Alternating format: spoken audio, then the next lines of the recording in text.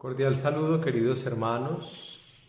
Me alegra mucho poder compartir con ustedes este espacio de formación en nuestro grupo, comunidad de proclamadores, que quisiera que llamáramos también Escuela Teológica de Proclamadores de la Catedral, que se trata precisamente de hacer formación y de crecer. Bueno, en los últimos crecimientos hemos venido haciendo un trabajo de aprendizaje de la escuela francesa. Habíamos dedicado un tiempo prolongado también a la escuela española. Y hoy, recordando que la escuela francesa va del 1600 al 1720 aproximadamente, cuando fallece San Luis María Griñón de Montfort, quisiera dedicar este día a hablar de algunas figuras muy importantes dentro de esta escuela, pero también de la espiritualidad italiana.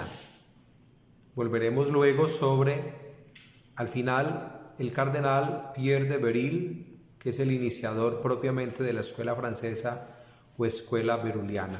Y hay un personaje muy importante dentro de esta historia de la espiritualidad, alguien muy cercano tal vez a nosotros por la Basílica del Señor de los Milagros y los Padres Redentoristas. Se trata de San Alfonso María de Ligorio, cuya memoria celebramos el 2 de agosto. San Alfonso María de Ligorio nació en 1696 y murió en 1787. Tiene una característica muy especial, y es que se le considera maestro del pueblo y santo para la gente común. Fue un misionero incansable. De hecho, la congregación de los Padres Redentoristas, Congregación del Santísimo Redentor para la Misión, allí se plasma su espíritu. Es conocido también como el doctor de la oración, así lo llamó el Papa Pío XI, porque para él la oración es el núcleo fundamental de toda su doctrina. Escribió 111 libros que han tenido muchísimas ediciones en muchas lenguas. Fue una persona que supo oponerse al espíritu también de la Revolución Francesa, que quería arrasar con la fe, que quería acabar con todo el espíritu cristiano, sobre todo con Voltaire, lo que se llamaría como la destrucción de la fe y de la piedad popular. San Alfonso, con su trabajo de escritura y de misión, se opuso a toda esta realidad. Vivió intensamente su vocación. Fue un hombre que tuvo una muy buena formación,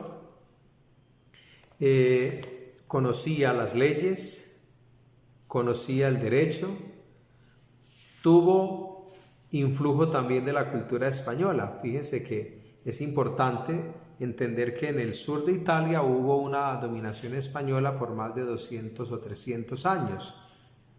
Y eso llevó allí no solamente la cultura española, sino también costumbres y el conocimiento de los grandes místicos espirituales de quienes ya hablamos durante el siglo español. San Alfonso fue una persona que dedicó un esfuerzo muy grande para aprovechar el tiempo al máximo. Una persona que supo de manera muy especial no desperdiciar ningún minuto de su vida.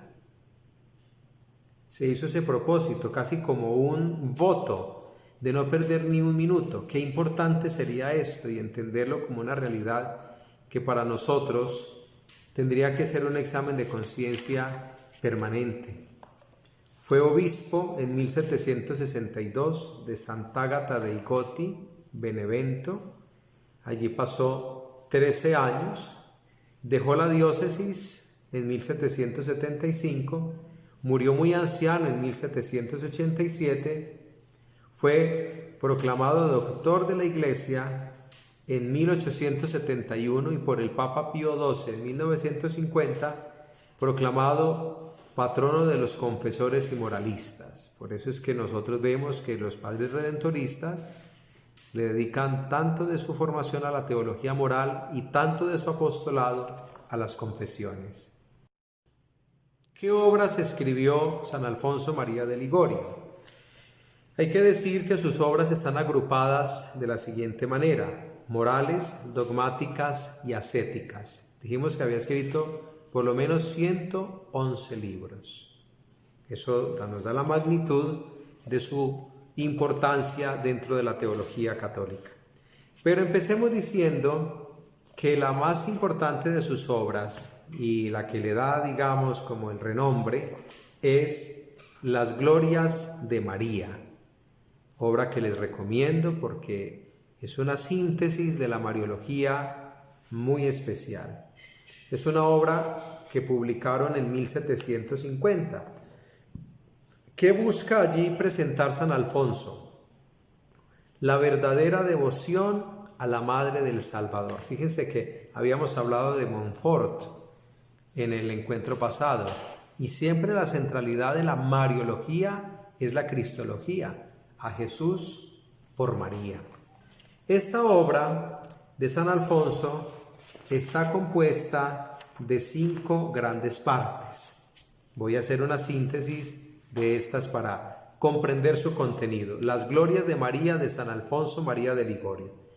En la primera parte, él hace hablar a los padres y doctores de la Iglesia, es decir, recoge y hace una síntesis de todo lo que los padres antiguos y teólogos grandes de la Iglesia han hecho en cuanto a la Virgen María. Esta parte es un desarrollo de la salve, salve Regina Mater Misericordiae, Dios te salve, Reina y Madre de Misericordia. Bueno, en la segunda parte de la obra, Las Glorias de María, hay una relación entre la espiritualidad, el dogma y la pastoral. Y dice el autor, para que pueda toda persona creyente inflamarse con las lecciones de amor del corazón de María, y especialmente de promover entre los sacerdotes la devoción a la Divina Madre. Entonces fíjense qué importante, porque hay un énfasis en el amor a Dios, pero que se ha expresado de manera tierna en el amor de la Santísima Virgen María. En la tercera parte de la obra, San Alfonso desarrolla el tema de la misericordia. Qué bonito descubrir que la misericordia nos ha llegado a nosotros encarnada gracias a la maternidad de la Santísima Virgen María.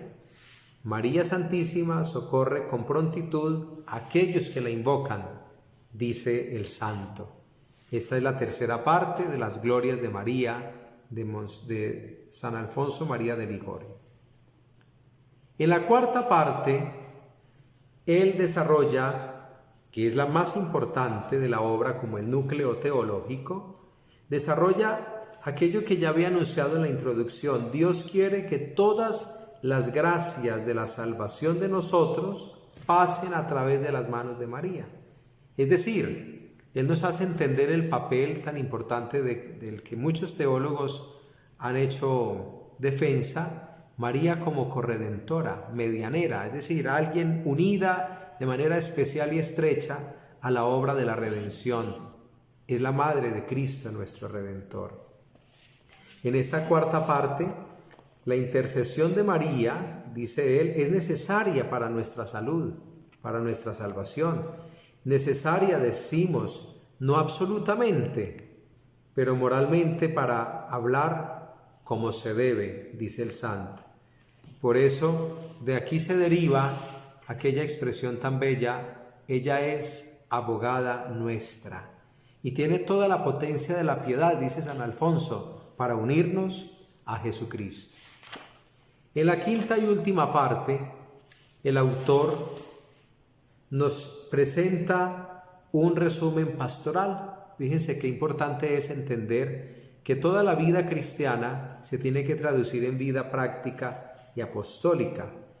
Es entender que todos nosotros, habiendo recibido muchísimos elementos de la vida de fe, tenemos que ayudar a socorrer con nuestra caridad y con nuestra misericordia las miserias de los otros. Por eso decimos en la salve: vuelve a nosotros esos tus ojos misericordiosos. La obra es el desarrollo de esa plegaria, la salve. En conclusión, podemos decir que las glorias de María resumen toda la piedad, la teología y el saber mariano de San Alfonso María de Ligorio. Bueno, entonces esa es la primera gran obra de San Alfonso, las glorias de María. Segunda obra, el medio de la oración, del gran medio de la oración, publicada en 1759. ¿Qué hace aquí el autor? Está dividida en dos partes. La primera trata de la necesidad y de las condiciones de la oración, algo muy similar a lo que encontrábamos nosotros en la obra de San Juan de la Cruz y Santa Teresa de Ávila. La necesidad y las condiciones de la oración. En la segunda parte se alarga mucho sobre el tema de la gracia y nos hace entender la dimensión comunitaria y litúrgica de la oración. ¡Qué bonito! Algo que el Concilio Vaticano II rescató de una manera muy subrayada e importante. La fe se celebra. Una fe que no se celebra no crece, por eso es tan importante nuestra Eucaristía. Y rogamos a Dios que nunca nos falte la liturgia de la Iglesia. Él dice que la oración es necesaria para la salvación, obviamente, porque quien ora ciertamente se salva. Quien no ora se va dañando interiormente porque no va escuchando las mociones del Espíritu de Dios. Va perdiendo la capacidad de discernir. Todos los santos, dice el autor, se han salvado gracias a la oración. Y si uno mira toda la vida de fe de los santos, ¿qué han hecho? Dedicar muchísimo tiempo a la plegaria. Y vale la pena que nosotros nos preguntemos cuánto tiempo del día le dedicamos a la oración. Tendría que ser mucho porque es la fuerza, es la clave del discernimiento cristiano. Más adelante el autor nos va a decir: la voluntad salvífica y universal de Dios es que todos nos salvemos. Eso es de San Pablo. Y el Concilio Vaticano II nos va a decir: la Iglesia es sacramento universal de salvación. Es decir, todo lo que Dios hace es en función de nuestra redención. Nada de lo que Dios hace y nos dice nos lleva esa realidad salvífica. Más adelante, San Alfonso, en esta obra del gran medio de la oración, nos habla del problema de la gracia suficiente.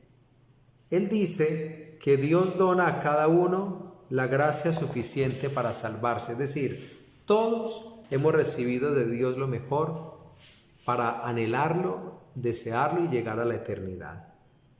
Pero no siempre esa gracia se aprovecha. Y él dice, ¿cómo crece esa gracia? Sobre todo, crece en la vida de oración. Por eso, dice él, aquí está como la tesis fundamental de su obra, la idea de que la plegaria es el gran medio dado por Dios para salvarse. Ese es el título de la obra. Entonces, en la oración nos salvamos. ¿Qué significa? La oración es la síntesis de la vida y es la fuerza de la vida. Nosotros a la oración llevamos lo que vivimos y de la oración tomamos la fuerza para el vivir. Más adelante dice la dimensión universal de la oración. Qué importante entender que nosotros, así recemos individualmente, oremos solos en nuestro oratorio, en el rinconcito de nuestra casa, en el altar, somos orantes en nombre de la Iglesia. De hecho, cuando el obispo ordena a un diácono y le pregunta por su compromiso con la liturgia de las horas, el breviario, le dice que si se compromete a orar en nombre de la Iglesia, más aún en nombre de la humanidad. Con eso llegando a decir que mi oración es oración por todos y para todos. No es mi súplica, es nuestra súplica.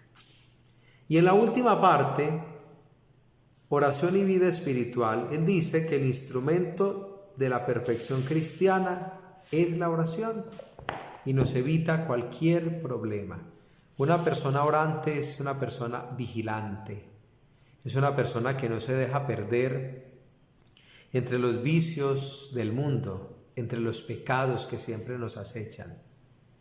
La oración, del medio de la oración.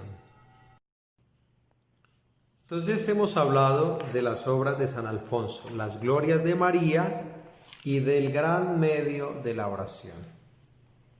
Tercera obra, estamos subrayando las obras más importantes. 111 escribió. Tercera, práctica de amor a Jesucristo, publicada en 1768.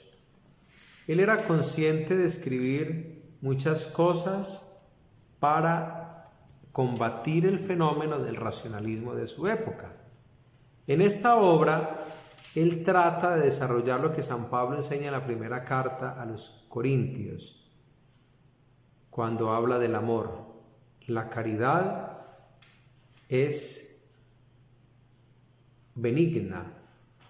Todo ese himno de la caridad de San Pablo, el amor es comprensivo, el amor es servicial, el amor es paciente. Por eso el núcleo central de esta obra, práctica de amor a Jesucristo, es la práctica del amor como camino de la santidad cristiana. Cuando a Jesús le preguntan, Maestro, ¿cuál es el más importante de los mandamientos?, ¿qué contesta él?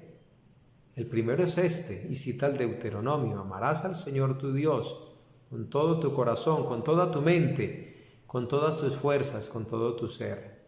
Y el segundo es igual de importante a este, y al prójimo como a ti mismo. Entonces, ¿qué va a decir el autor? Si no hay amor, no hay nada. Es lo que enseña San Pablo. Y San Pablo lo que hace al definir el amor es definir a Dios. Dios es amor, como enseña la primera carta de San Juan. Entonces, la caridad no se irrita, no es descortés, no es maleducada.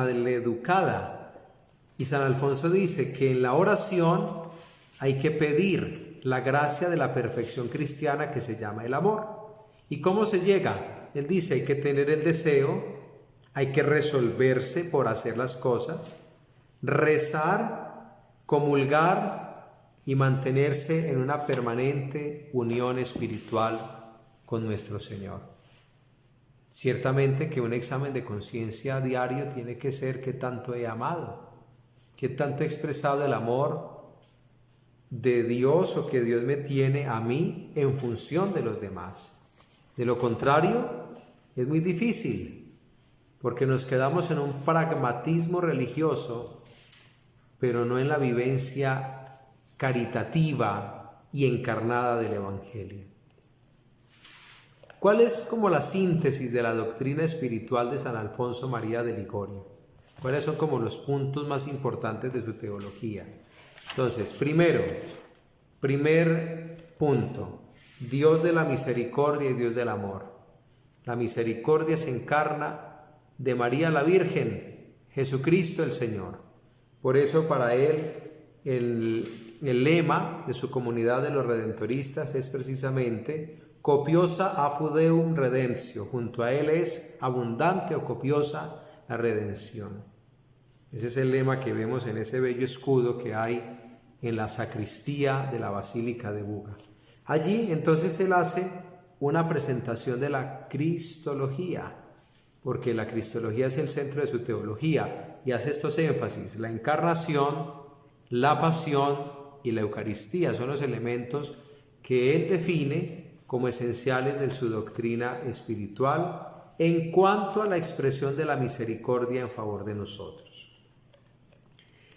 Segundo tema dentro de la teología espiritual de San Alfonso María de Ligorio: María y la vida cristiana. Él le da un espacio muy notorio a la figura de la Virgen. Ya lo dijimos por qué, pero él ayuda a que se regule la devoción. Nunca puede ser por encima de Jesucristo. Para él, la maternidad divina de María es la participación de ella en la obra de la salvación, ser madre del Redentor. En segundo lugar, para él es importante decir y proclamar que María es mediadora. Es el principio sobre el cual San Alfonso insiste mucho. María, junto a Jesús, nos trae la redención. Por eso San Alfonso ama llamarla corredentora, lo dijimos ahora. Lo hace para decirnos precisamente el valor de su presencia en la historia de la salvación. Un tercer elemento dentro de la espiritualidad de San Alfonso es el amor a la Iglesia. Para él, la Iglesia es algo grandioso. Al momento de llegar a ser sacerdote había prometido: la Santa Iglesia me honra. Yo debo honrar a la Iglesia con la santidad de la vida, con el celo, con la fatiga y con el decoro. Qué bella expresión para nosotros los sacerdotes, que consagramos nuestra vida totalmente a la Iglesia y que tendríamos que corresponder a ese honor exactamente con la santidad de nuestro ministerio. Él tuvo que trabajar bastante porque se encontró con problemas doctrinales muy grandes: jansenismo, galicanismo, febronianismo, una cantidad de cosas de las que podríamos hablar luego dentro de este siglo francés. Y él decía que era necesario pensar en la santidad si se quería una renovación de la Iglesia. Para él, cuando esperaban un nuevo papa en su época, decía: tiene que ser un papa que ame la pobreza evangélica, que le dé libertad a la Iglesia, que ame la cultura, que mejore la preparación del clero, para llevar la Iglesia del estado de relajo o de relajación a un encuentro de verdad con Jesucristo. Yo creo que son palabras muy actuales y de hecho las citaban cuando esperábamos la elección del nuevo pontífice, el Papa Francisco. Entonces llevamos juntos de la espiritualidad de San Alfonso: la misericordia, la Virgen, el amor a la Iglesia. Ahora, en cuarto lugar, tenemos oración y salvación. San Alfonso va a decir que si no hay oración, no hay salvación. Qué importante decir que la oración se traduce en maneras: adoración, alabanza, oración de repetición, de súplica, de gratitud, de abandono, de temor. Por último tema así grande de la teología espiritual de San Alfonso de María de Ligorio. Me encanta esto: la sacralidad del tiempo. Dije al inicio, había hecho un voto de no perder jamás el tiempo.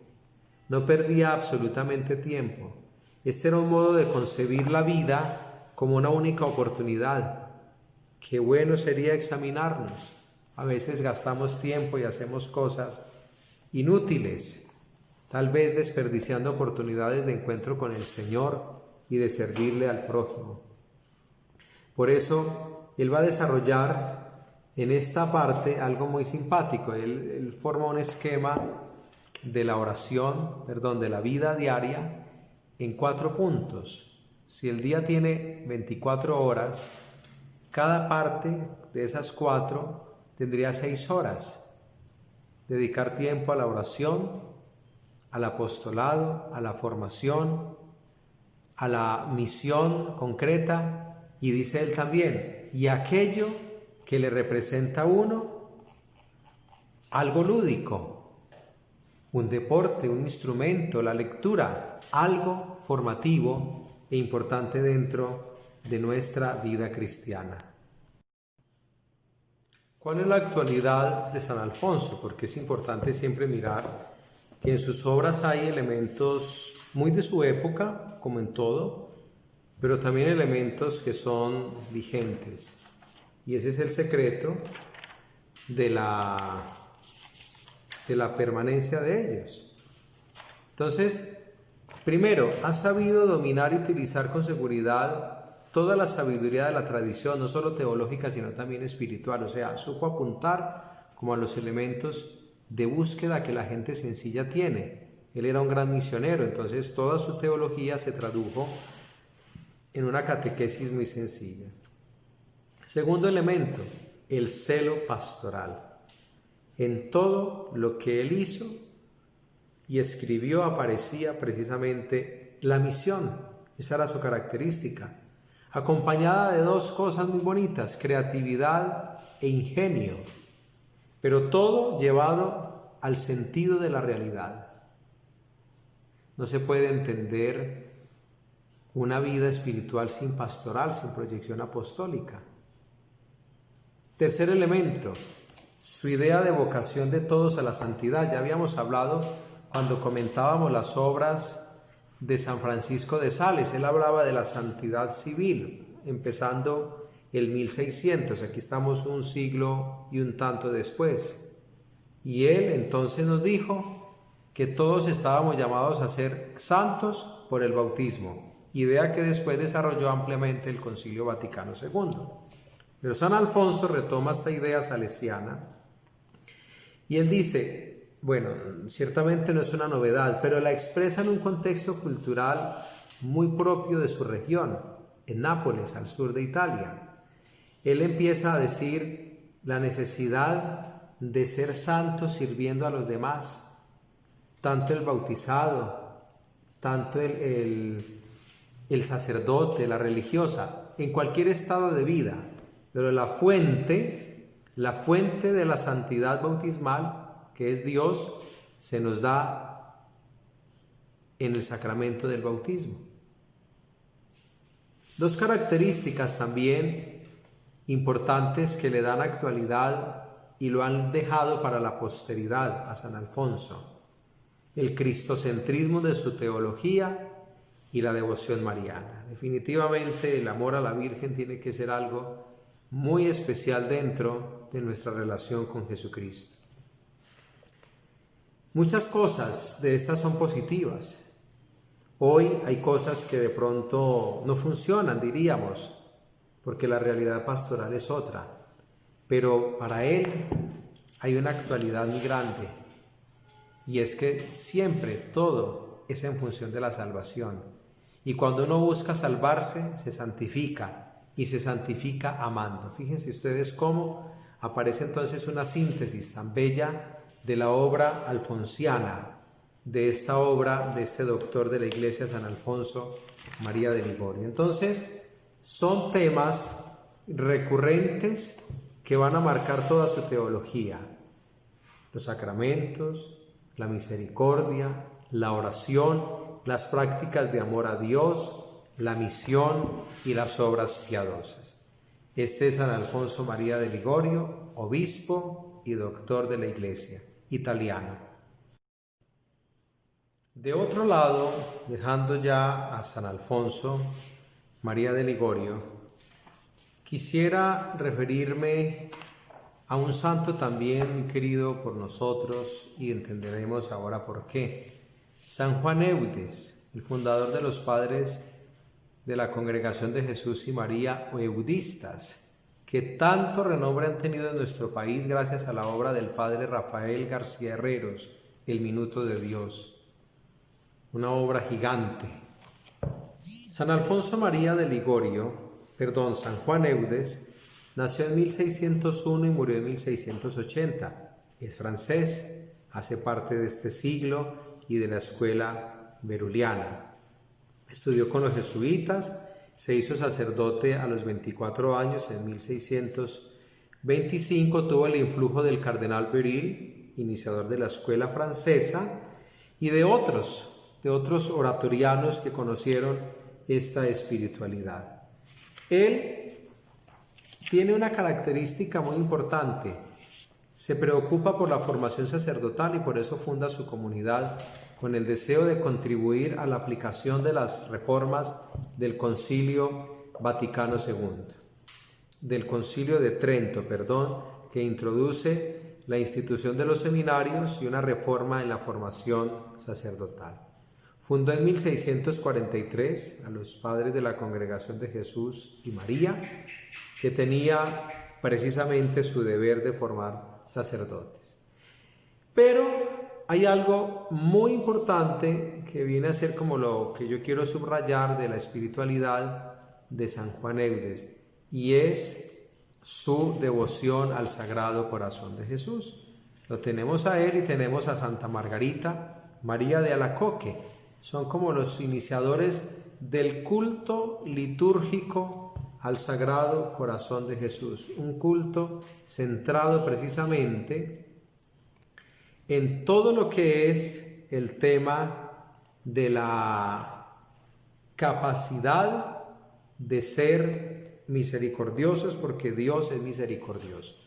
Y considero que es muy importante entender la devoción al Sagrado Corazón de Jesús en nuestro país, un país consagrado a Él desde 1902, algo muy entrañable para nosotros.